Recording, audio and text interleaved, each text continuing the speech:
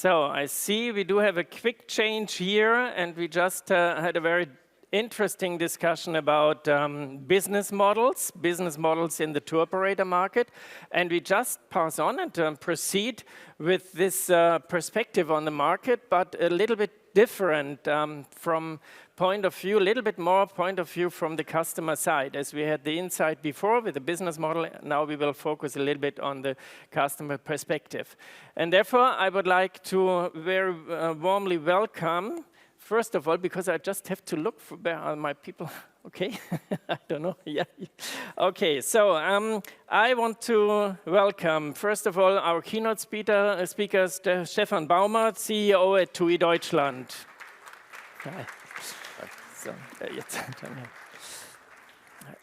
then I would like to ask to come on stage to take a seat, Mark Tanz, COO of Der Touristik Central Europe. Wenn gern dahin, ja. Oder hier.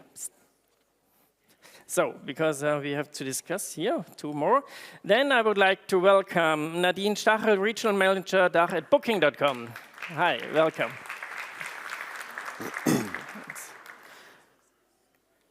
Okay, and then we have Jean-Philippe Monod, Senior Vice President of Government and Corporate Affairs at Expedia Group. Here we are. For you, I was looking, so if you want to take here. Yes, and Stefan, if you could take over for a quick, yeah, this is, I'm looking for this all day already. Well, that's big, that's big. Yeah. So, and I would say the stage is yours. Please start. Thank you. Thanks a lot, thanks a lot. I've seen that you did not change actually the title of this discussion. It's this awful complex title. So when Markus asked me, Stefan, can you hold a keynote? I said, yes, I definitely can, happy. But I can by no means talk about any package travel directive because everyone would either fall asleep or leave the room. So therefore I said, what I can do is talk about the customer, that can never be wrong, and what the customer wants, and what we as TUI do as to compete and to win against. Yeah, we got a lot of competition. Some are here on stage, very different competition. We have, like, if I may say so, traditional tour operators like we are, but also global players like Booking and Expedia. And we are, as TUI, on a transition not only to compete against the traditional tour operators, but also against the global players. So, as I said, it can never be wrong to put the customer first and ask yourself, what do customers want? What do customers want? It's basically only three things. It's three things. And I think it's even regardless, if it's not bound to our industry, so they want, regardless if they want to buy a car or a holiday, I think they want three things. It's choice, good deals, and an easy life. That's it. Nothing more, nothing less. So think about it, and especially reflect a bit, is everything what you do in your company somehow attached to one of these three desires or wishes that customers have? Because if not, it might not make sense. So what do we do in these areas? Choice, when it comes to choice. How do we compete? So what things do we need to get right? Yeah? Important things. It's a broad offer. So customers want choice. They have this fear of missing out something, so they don't want to have the feeling, oh, they only offer like 100 hotels. I think there's more out there. I will go somewhere else, or I'm missing maybe a flight. That's what they really, really don't like. And therefore, we offer a really broad variety, have invested a lot over the last years, not as broad as the Booking.com portfolio, but we're on our way, let's say. And also, very important, we do package it. Sounds very traditional, old-fashioned, but I will come back to it. It is very, very important, and it also differentiates us a bit. 500 billion offers updated daily. So not an easy thing. Actually, the number is outdated. Since I did or uploaded the presentation, it's now 600 billion. I think by the end of the year, we will have 1 trillion maybe. So not an easy thing, but important for us. But that is only, let's say, how we compete. So we need to get it right. Doesn't make us much different. Huh? You can also package so many packages. It's not a miracle. But how we win in this arena of choice is really with unique TUI products. So you need to offer something that the customer can only get from you. And there we got our own hotel brands, all about 400 own branded hotels, many of them exclusive with us, not all of them, I have to say. TUI Blue in Vietnam is a bit difficult to fill out of the German market, let's say, alone. But that's the cornerstone of our strategy. 1/3 of our guests go into these hotels. And we also got like TUI Cruises, and even in the experience arena, we have our own branded content, the TUI Collection experiences. Good deals.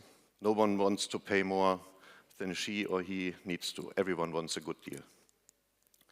Doesn't need to be the cheapest, but it needs to be a good deal, value for money. And one very important thing, here again, package pricing. For the supplier, it's possible to differentiate prices because we don't show it to the end consumer. Very old, very traditional, but we probably weren't here anymore if we wouldn't do that, because it really gives good deals, good value for money for the customer. Because we have the price in our own hand, so we do the pricing, we set the markups. We can also do campaigns, so we can in German we would say Kinderfestpreise, yeah?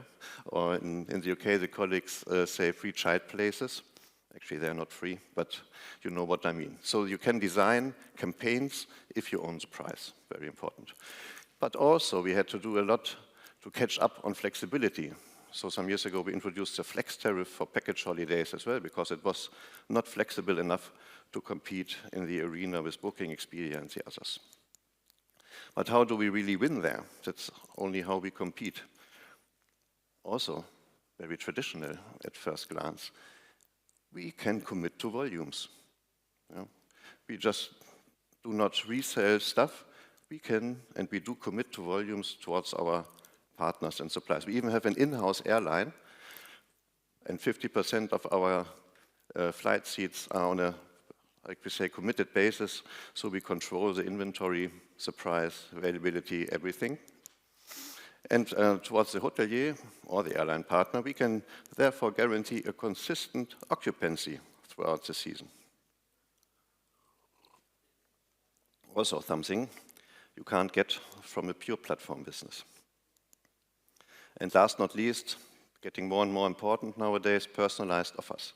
So we have this My TUI account with a high penetration. Almost every customer uses My TUI account, and going forward, we will of course personalize these offers via the TUI account. Easy life, that's also important, isn't it? So first you don't want to miss out anything, then you want to make a good deal, and then it needs to be hassle-free, whether it's in the booking, during the travel, after travel, needs to be, I want an easy life, don't bother me. So how do we compete there? It's of course today important to be digital sales and service, but we also do it with a personal touch, always. So we have the app that you can contact your rep 24/7, but we also got 10,000 people on the ground in the destination to help you out in case there's something. Of course, we got a strong website. Not as many visits, by the way, as Booking in Germany, but more than Airbnb, for example. So it's important to have a strong website, but also, again, with a personal touch, because we got 400 owned shops that we own, 2,000 experts working there, travel experts waiting to make good offers to you. And our brand is, of course, very established, very trusted, very caring. We always say caring is in our DNA. So when there's a wildfire on roads, we will get you out. We even got your luggage out. Took a while, but we got all the luggage home as well. But that's also, again, only how we compete. It doesn't make us much different. That's not how we win. So how do we win here? One-stop shop. One-stop shop. As a buzzword, doesn't mean much, but if you think about it, with everything I've said so on, and I maybe give you one example, then you understand it a bit better, because 20% of the customers looking for a hotel on our website, for only the hotel, 20% of them will go home with a package. So throughout the book flow, we upsell them, they go home with a package. Because obviously if they're looking for a hotel on an island, they will need a flight, so there's a high likelihood. The other way around, the percentage is a bit less, so people starting to search for a flight, also like 10% of them go home with a package. And that is like an immediate upsell we can do. If you're not afraid of packaging. If you're afraid of packaging, you can maybe sell it one after the other. It's a bit difficult. Omnichannel. As I said, digital sales with a personal touch. We are combining these words. So retail made us strong, and we carry that forward into the future. So every month we got 5, 6, 7,000 appointments in our shops being made via TUI.com. So we have a lot of leads, new customers into our shops. The shops can then make offers, send it out via email, and the customer can book it at home.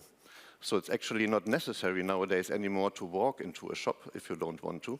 And that's also driving younger customer groups again into the shops. And last not least, of course, customer satisfaction and employee satisfaction, engagement. Yeah. Net Promoter Score is our key KPI. We got an industry-leading NPS of around 60, which is really very high if you compare it across industry.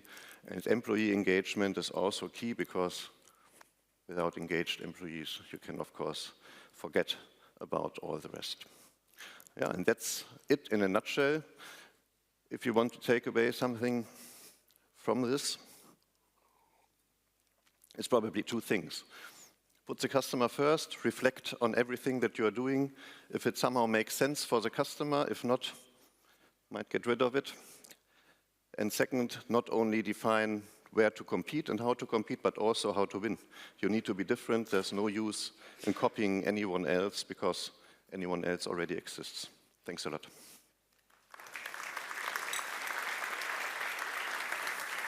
Yeah? Thank you, Stefan. Thank you. So first of all, I would like to say we have Slido with us, hopefully. So if you want to raise questions, please just take it from the scan and hopefully, yeah, here we see it, Slido. I have my iPad over here. Hopefully I can read it and it comes in. So whenever you have specific questions or so, I try to put them into the discussion around. I would be very happy if you have interesting questions. And once more, it's mainly about the customer perspective today. So we started already with the two classical tour operators and the platforms, but this doesn't make. I didn't want to focus on a discussion like I think we had last year, some discussions in this way. I really would like to understand for the audience specifically, what are the different approaches US companies try to focus, and as Stefan just mentioned, well, you're looking, the customers perhaps looking for the uniqueness. Now, from my point of view, it would be interesting if every one of you could just very quickly explain if you are looking for your customer, what you're focusing on, what kind of customer, and I think it makes also sense if you just to say two sentences about yourself and your company would be great. So I would like to start over here on this side, and this would be Jean-Philippe, correct? Yes. Okay. I am no French speaking, so therefore sorry. I'm actually Dutch, but okay then. You pronounce it one time, so I hopefully make it right afterwards. Yeah, so Jean-Philippe Monod of Expedia Group. I look after our global corporate and government affairs, but have been with the company about 13 years, so I've seen quite a lot of change in, well, the customer wishes. And I think so at Expedia Group, as you will know, we have a full-service OTA brand. But what people often don't know is that we're also powering a lot of other companies through our B2B relationship. So I saw on the previous panel, airlines distributing hotel. And so we're also very active in that business. And we are active in powering the offline travel agents as well through our travel agents affiliate program. We have all the products, right? So what I think we've seen over time, and that comes to what you just mentioned in your introduction, is the choice. So I think what Expedia has focused on is really flexibility It's the ability of a traveler to look for when they want to go, where they want to go, make those changes. Well, I think the days of the pre-packaged holiday where you would start on the Saturday or the next week on the Saturday, those are over. I think people want more flexibility of, they want to be able to go on a Wednesday and from a Wednesday to a Wednesday, for example. And I think that's what we've seen, and the market has gone through quite a change in the sense that there was a significant part of pre-packaged that has moved to what I would call dynamically packaged, and that I think is now also moving to people booking the flight today and then the hotel like 1 month later.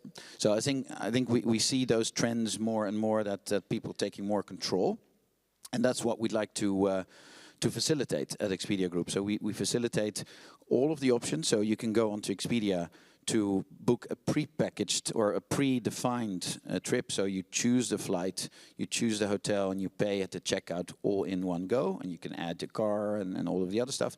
Or you might book the flight, and then we later tell you, okay, because you've booked the flight, we can give you an additional package discount on your lodging, and then you can come back to our site and still benefit from that discount. So I think, yeah, maybe I should stop there, but I think there are a lot of trends that we see. It's the flexibility, I think, that is important, and that's what we focus on. Yes, exactly. I think exactly this is the case, and we will discuss later on all the different aspects. Nadine, perhaps just a few words about yourself and your customer. Is it the same one? I hope it works. Hi, Nadine, with Booking.com now almost 17 years, and I'm looking after the DACH region. So when I started, and that's quite some time ago, we just focused mainly on accommodations, right? We added hotel partners, we started adding additional and alternative accommodations. But with the time, we also could see that we want to add more to our offers, and I can echo what Stefan and you just said. It's about choice, it's about flexibility. So in 2016, we started adding attractions on our platform. In 2019, we added, for example, flight offers. So this is, at the end, what it's all about, right? The traveler wants to have flexible and diverse options. They want to book whenever they want and what they want. They want to book the entire elements of their trip on one site. So one stop or one shop solution floats around here. And this is also what we're focusing as a company on. So the connected trip is what we envision as the future of travel, having an individualized, personalized experience for customers booking the entire components of a trip. Very good. So, Mark, we know also a little bit longer already, but just a few words, so I remember. And about your connection also to Booking, quite interesting. Yeah, we have a connection to Booking. I will come to that a little bit later. Yeah, my name is Mark Tanz. I'm responsible for the German market as a managing director. We are the number 2 operator in the European market. Unfortunately, only number 2. We have 5 lines of business in our market. We have the tour operator business, as I mentioned before. We have travel agencies. We focus on travel agencies in the German market. Then we have direct sales. We sell our products directly via our websites, but also via supermarkets, because our shareholders, Rewe, which have a lot of supermarkets in the German market, not only the German market. Then we have the hotel business as well as the DMC business. And I see, your question was, what are our customers? I see 3 types of customers within our business. Some are shopping around to find the best price, especially when they look to a single booking hotel or flight. Then we have customers that are looking for personal advice, personal travel service. And we have hybrid customers, of course. Sometimes they are shopping in the internet, and sometimes they appreciate personal service. Mm-hmm. Great. Stefan, we just heard about all what you're focusing on with TUI. Can you just point out once more a little bit, do you see a difference in the customers, like also Mark just mentioned, the different types of customers? At the end of the day, we will ask also, are everyone focusing the same types of customers? What do you think? Yeah, of course, we got a customer segmentation internally, and those of you who also have maybe a customer segmentation know that often comes with funny names. Yeah. So we, for instance, a more traditional sun and beach seeker we call like the homebodies, but the more experienced we might call travelista. So we segment our customer base, not our own, but the whole market, let's say, into these customer types, and they need to be addressed differently, clearly. No? So we have moved our marketing away a bit from only talking about the sun and beach holiday once a year, and now also run city campaigns to make people aware that we are more than this once in a year sun and beach holiday. So that is important, of course.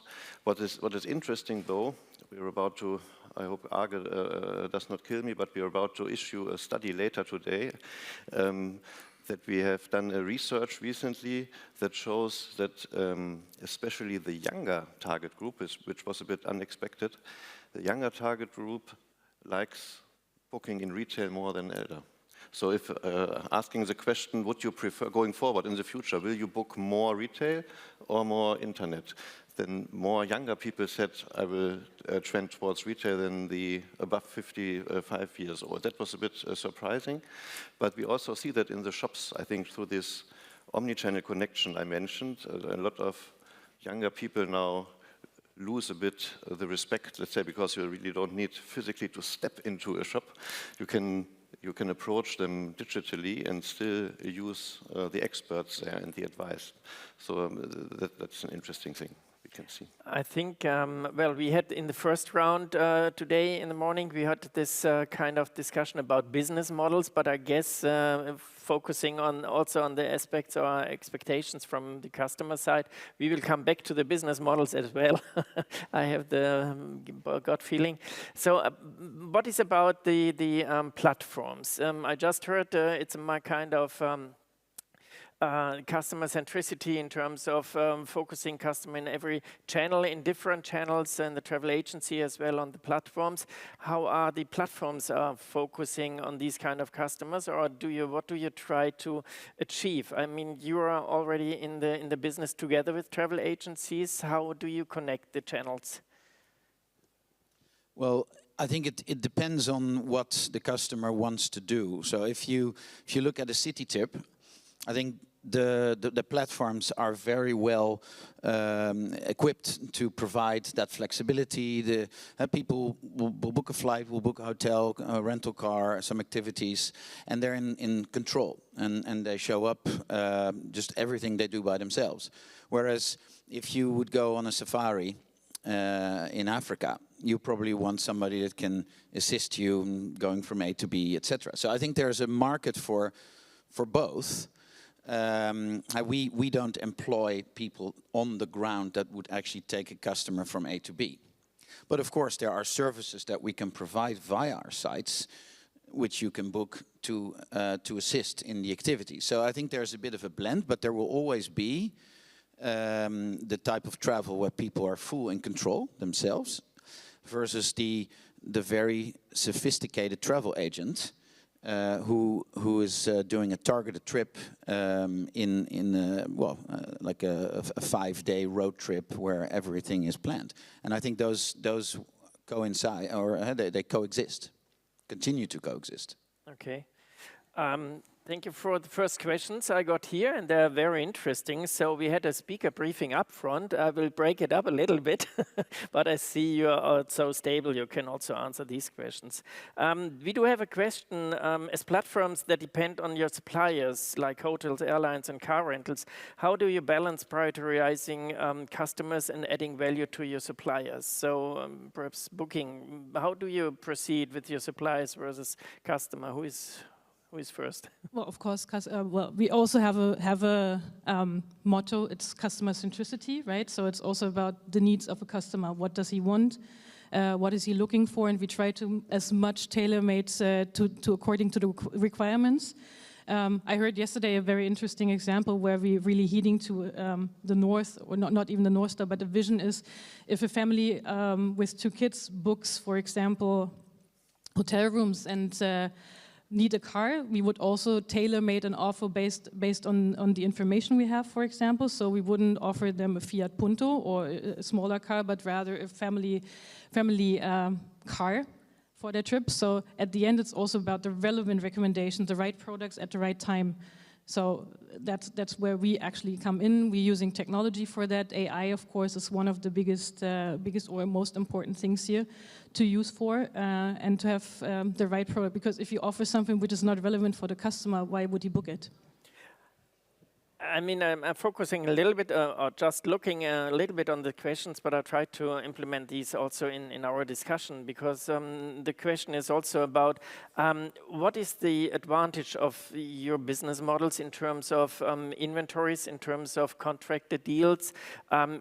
Is it a real advantage, or do we have a kind of as much flexibility as possible in everything? Perhaps, Mark, yeah. Yeah, I think you need both, especially as a classic tour operator, as you mentioned that, or traditional tour operator. It's very important that we have content which is cheaper than the flexible content, because we pay in advance the hotels, so they give us better prices. But at the end, for customers, flexibility is important. So customers want to combine products individually, and Jean-Philippe mentioned that already. In the past, you had a 7-day, 14-day, and 21-day travel from the airport Berlin or Mjuk. So you were not able to combine products, and you were not able to have a 5 or 7 or 11-day travel. So flexibility is key. Content is also key. That's the reason why we work together with Booking.com, because of course we have the opportunity, or the customers have the opportunity to combine our products individually. But this is not enough, of course, because we do not have all the hotels in our portfolio. So we work with partners like Booking.com, so the customer is able to combine a booking hotel with one of our flights, and we combine that to a package holiday with all the advantages of a package holiday.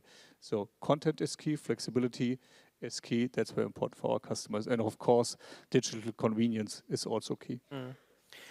Stefan, also looking a little bit on this list of questions coming in. So, and if you can move in once more quickly about Slido and the scanning possibility, it would be just great.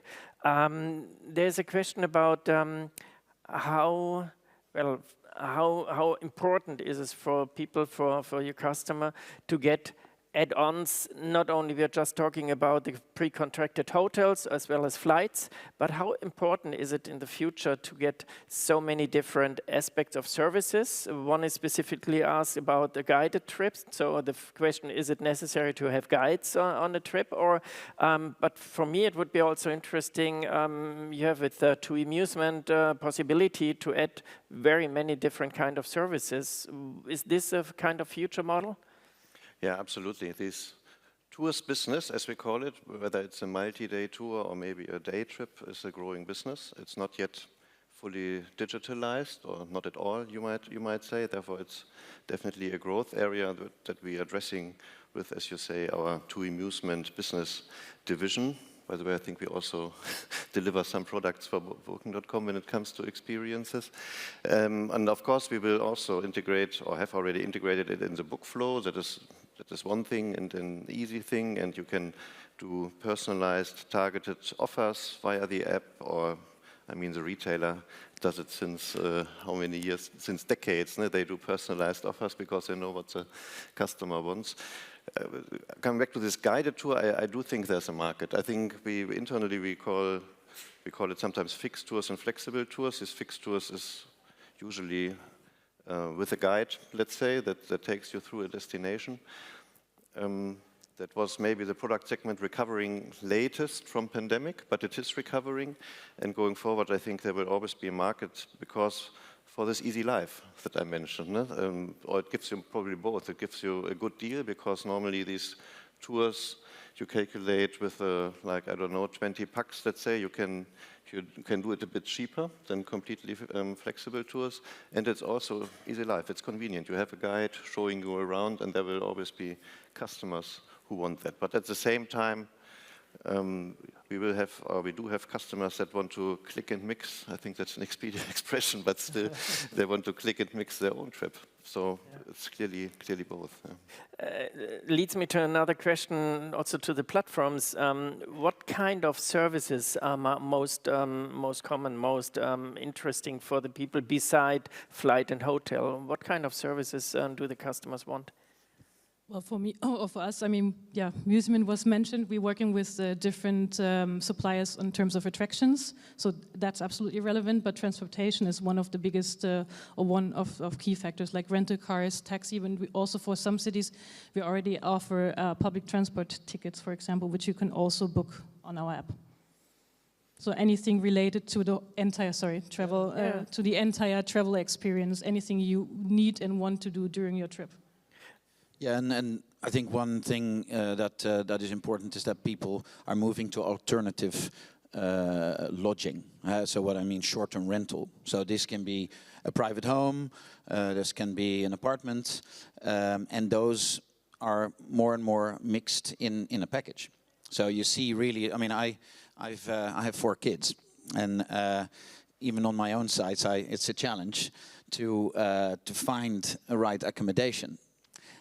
And so that's when alternative accommodation comes in, these short-term rentals, vacation homes. And those, I think that's a product category that's more and more integrated into a package where people will not have a hotel, but actually have alternative accommodation combined with a flight and a rental car.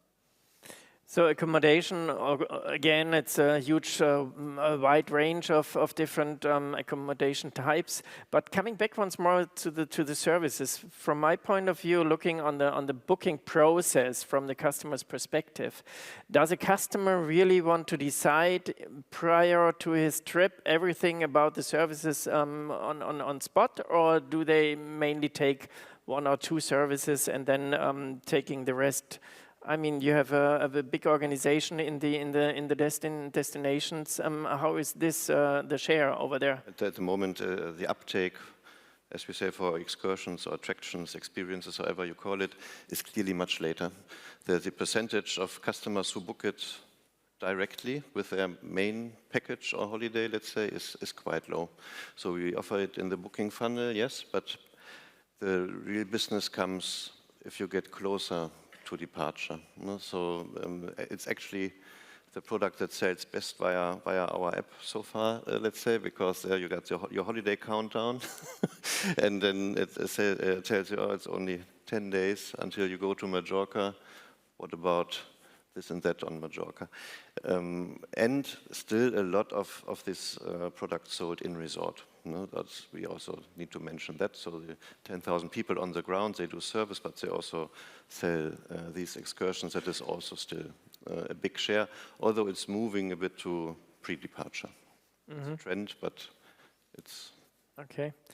Another question, focusing a little bit on the travel agency side, Mark. I mean, you're very strong in travel agency business as well as TUI. To you both, I'm coming later. The travel agencies, how important are those within the omnichannel approach of their touristic? Yeah, they are very important because what we see at the moment is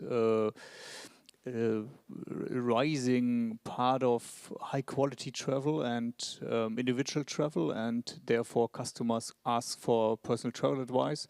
So for us it's a really important thing regarding our sales strategy. Okay. You can say that the shopping basket, the booking value is higher in average in the retail. I think that every statistic would show that, and it's a bit logic if you imagine that, I don't know, flight only from a low-cost carrier is definitely booked online, but if you take cruises or these multi-day round trips, long haul, then that's where you go to the retail shop, and if you then compare shopping basket booking values, it is clearly higher in retail, and therefore it will remain important. I mean, it's clearly a bit of a German legacy that it's so strong. We have other markets within TUI in the Nordics, they don't have any shop. Yeah. but that's not where we will develop towards. Because I think, as I said, even surprisingly, even the younger audience is now rediscovering, let's say, the travel experts in the shops.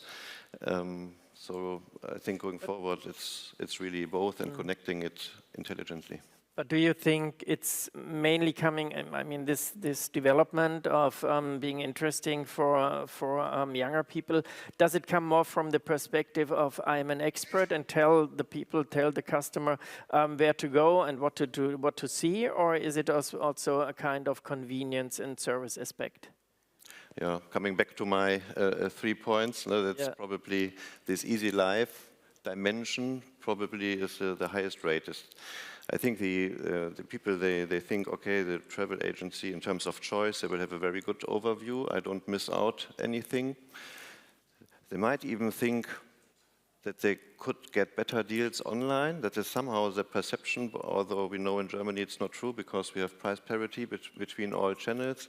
And again, customers, I think many customers know that, so they can be sure, okay, I get a good deal, and then there's this easy life. Why should I do it myself? So for instance, we even offer service packages in our shops to take care of visa, seat reservations, all this stuff you need to do. And 80% of the clients buy this service package because they want to have this easy life. 80%. Wow.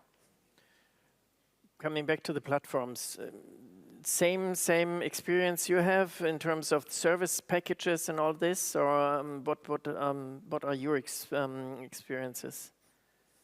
Yeah, so at Expedia Group, I think a lot of people know Expedia Group from the brand Expedia, but a very large part of our business is actually powering others. So talking about the offline travel agents, we actually have a program for the offline travel agents that can book via the back office system that they have access to on Expedia's systems, but they can combine that with some other services like doing a tour in Thailand, for example. So they take the Expedia content, they combine that maybe with a local guide, and then sell that in a shop. So that market exists. On the other side, there is the completely do-it-yourself on Expedia, but you can get additional services. And if you book as a package, then clearly our customer service is going to take you for the whole trip. Will support you. So I think really it depends on the comfort level of the traveler, depending on the destination that they go to, what service level they want. Do you have an idea, perhaps from studies or so, how many people really like to combine any kind of services, so this kind of booking services? Because one of our title is also a little bit focusing on the one-stop shopping. So you mentioned before there are several sequences when the customer is coming back. So what is your experience about the customer? Does he come one or twice, or how many times to finalize this booking? I think it really depends. But so what we did a study, path to purchase, and it didn't really focus specifically on how many times they came back, but it looked at what is the intent for someone going to our site, or ultimately going to the site. Where did they come from? So about 25% of travelers is going to the same destination all the time. So those are the people that have sort of a bit of a routine. They go to the south of France, same area, whatever. There's very little support that you need, because those people just go and book. Another 25% is going to an event. So they also are pretty clear how they can go to ITB, they book the flight, they book the hotel, they don't need any support. So I think about 50% of what we see of people that go to Expedia have a destination in mind. But the other 50% do not have a destination in mind, and then about 37% of that group is influenced by friends and family, and the rest is marketing effort. And so those two groups may need some additional support because they go to destinations they actually haven't gone to before. and that's when our partnerships with the destinations come into play. So we have a lot of the packages that are then combined while working with destination marketing organizations. And that's where, and you mentioned it before, it's also where AI comes into play, because you can go to our site and get a full advice on your travel from AI-powered solutions. And I think this is the combination of types of travelers, right? The people that are very secure or just want to know where they're going, that's about half, but the other half needs support, and that can come from AI-powered solutions. It can come from the destination marketing organization, advertising on our sites with a whole program, a package of an idea of where to go, the destination. So I think that's where this is going. And then, of course, at the end of the spectrum, there's the person that wants to have somebody that is at the airport with a little sign, making sure they know where to go. And that's the part that we power through our offline travel agents. Okay. Coming back to the classical tour operators afterwards about AI and travel agencies would be interesting. But booking, I would like to ask you once more. It was going through the papers since the last 2 or 3 years. It's the buzzword connected trips. Can you just explain us a little bit what's the path you're taking? What is the perspective you're looking for with connected trips? Well, the connected trip is really our ultimate vision, so that's what we're actually aiming for.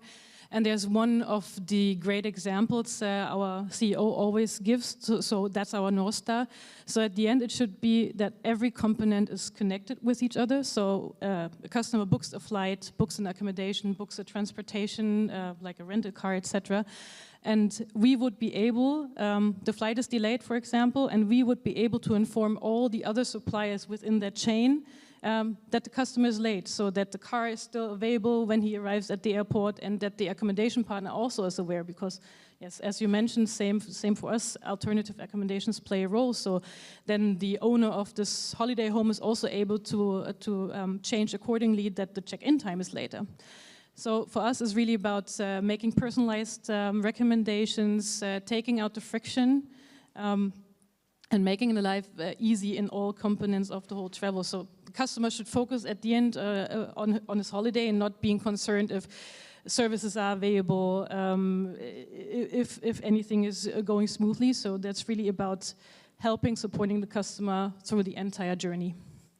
We don't want to get into the discussion about the package directive, but I do have a quick question. So this is quite interesting for me. If you say connected trips, there's something around the entire service package. So if something in the package happens that is not working smoothly, this would be the focus and the aim. You can provide services so that the customer feels comfortable. Because I take an example. My daughter went to Kapstadt, and she got with Turkish Airlines, and she stayed in Istanbul for 24 hours because the flight was late. So everything else would be supported also by booking. In this case, if she doesn't get the hotel, if she is getting no car, or what does it mean? Not going now into the PDT, as you said. No. It was more from the service perspective. Well, as you might know, we have an extensive customer service, so we're supporting also today already our customers in 45 languages, 24/7.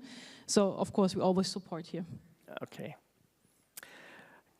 My dear colleagues from the tour operator side, about AI. We just heard AI is solving pretty much. Mark, what are your experiences with AI in the service? Just one comment before, because it's really interesting. They both came from, sorry to say that, they came from single component bookings, very flexible, and we came from pre-packaged tours, very unflexible. Now you are combining different product types to one package tour, including maybe the package holiday issue that you have then in the German market. And we are really flexible regarding combining products and flexibility regarding planning, because customers expect also flexibility regarding late cancellation and rebooking. So we are a little bit closer since COVID, to be honest, yeah. But you're coming back to your question, AI, yes, AI is an important part also in our company, of course.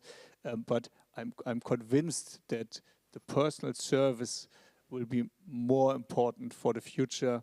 And that's the reason why we have such a large network of travel experts in our travel agencies, but also in our call centers and in the destination. Yes, of course, AI is an issue also for us as a tour operator. Mm. I mean, we are talking about many kind of service aspects, but I think, or what for me would be interesting, now we are talking a little bit about the German market, perhaps it's a little bit different, would be very interesting also from your global perspective. Are the customer will to pay services? I mean, we had long time, we had discussions in the travel agency market about service fees and stuff, and the Germans per se don't want to pay service fees like, well, some of them perhaps, but for me it's quite interesting if you look to the United States, for example, and this is a kind of example I'm doing quite often. It's the question about you getting to a restaurant, and for an American guy it's quite usual to give the card to the wallet parking and to pay something for parking the car. Does it work in the tourism industry or not really? So I would like to start with Stefan and then coming back to the platforms. Yeah, I mean, I repeat my example that I mentioned. These 80% of customers in our own shop, so we work with 10,000 retailers, but we own 400 shops. And there some years ago, we introduced, it's not called service fee, but because you buy a service package. Yeah, so the expert is doing something for you, helping you with check-in, as I said. 80% buy it. 80% buy it. It makes the trip in the end more expensive than on the website because we don't offer this service, but they buy it. It's convenience, easy life, get it done for me. So definitely, good service will always be paid for, always.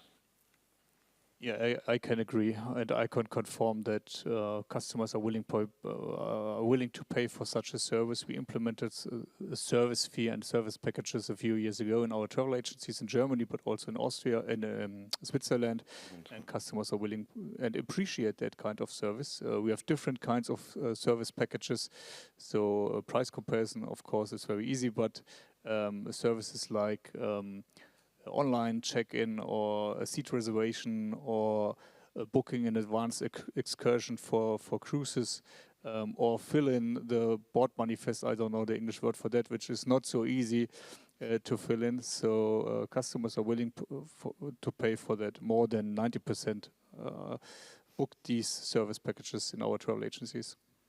But it's focusing the travel agencies, I guess. So if I ask the platforms and also perhaps on your platforms, but booking, how are you proceeding with this? Is it a do-it-yourself package means no service fees or? Correct. First of all, we don't have service fees, so we don't have this traditional offer like the travel agencies.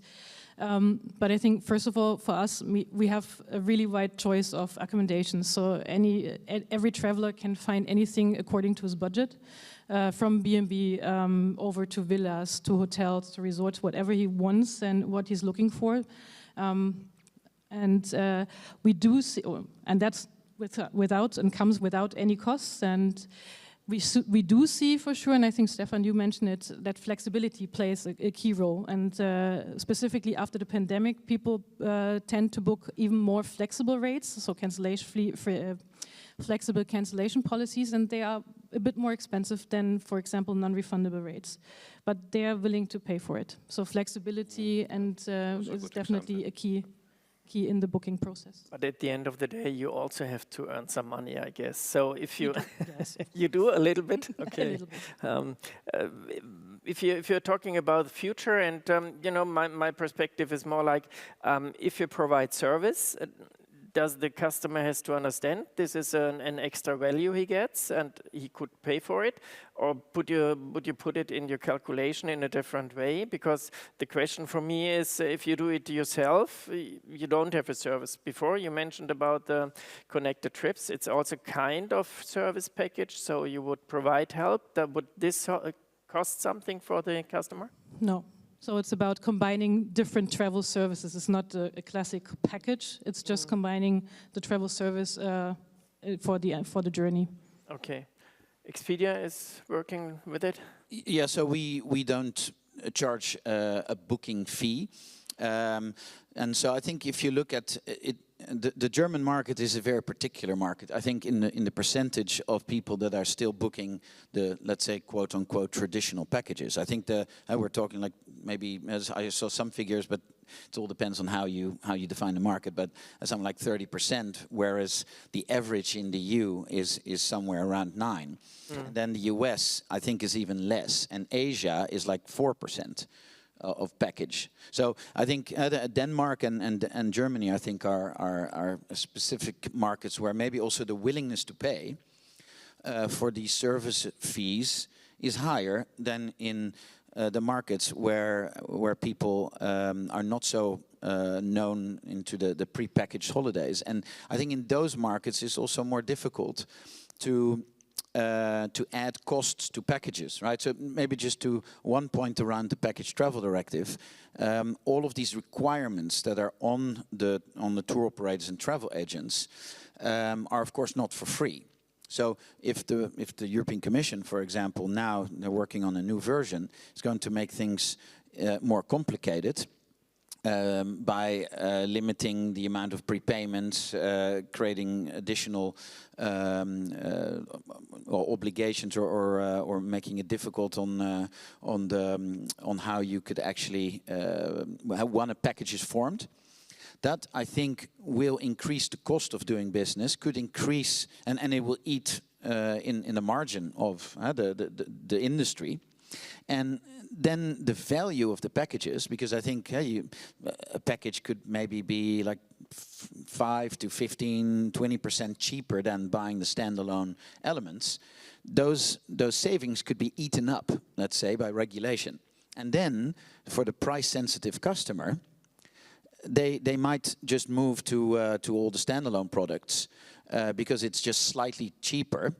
And they don't have the willingness to pay for the service fee, and then you end up with actually less protections than you wanted. So I think it's a very fine balance. Some markets there's a higher willingness to pay.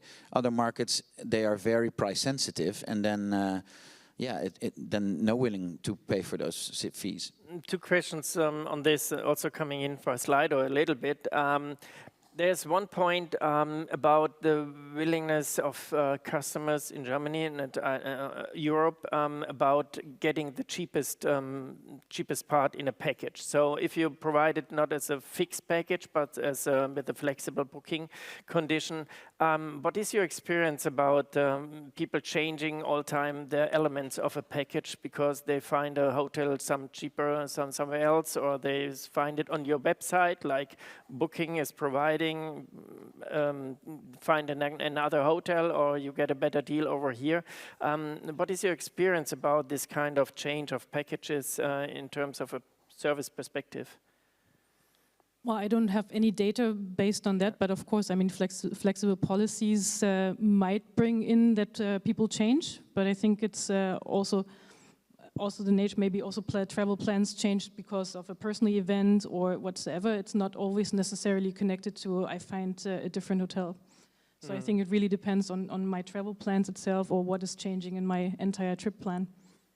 Okay. Okay, so if you look on the travel in general, how would you see, how is this kind, and I really would like to come a little bit not from the risk side, but more from the service side. So is the customer in the future more willed to get some more services in the organization of the travel, of the holiday, or do you think it will be like in Germany you had this phrase some 10 years ago, Geiz ist geil, like you can keep your money whenever you try. What do you think on which kind of way are we? So perhaps Stefan. I also, just to quote the study I already mentioned, because that was also an interesting insight. So we asked customers, what are you willing to pay for in terms of extra service? And I think they answered all the things we mentioned already, these excursions, the private transfer, blah, blah, blah. But the willingness to pay was higher with younger people, again, than with elder people. So that, however, although they should have less money, so the willingness to pay was higher, and that makes me also optimistic, let's say, that going forward we will see really a service and value-driven business, and not this geizes or only the cheapest and nothing extra. And maybe people are even somehow used to it by the low-cost carriers. I don't know. We are used to the base rate, but then it comes the luggage, the check-in. I don't know. Maybe that has also educated people a bit, but it surprised me that younger people have a higher willingness to pay for service and extras, which is good. Mm. Mark, you've experienced about this? Yeah, what we see in the market is not only a margin pressure, it's only a price pressure, because I think in the German, it's the main market for price comparison tools, especially for package tours.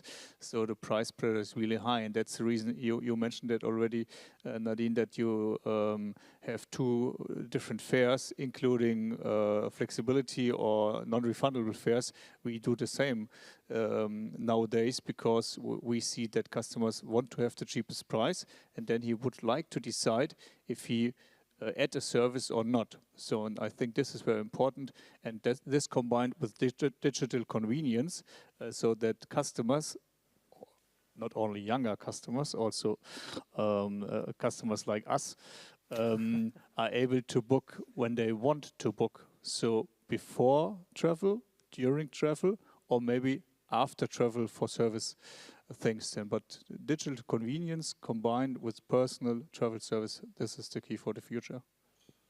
Good.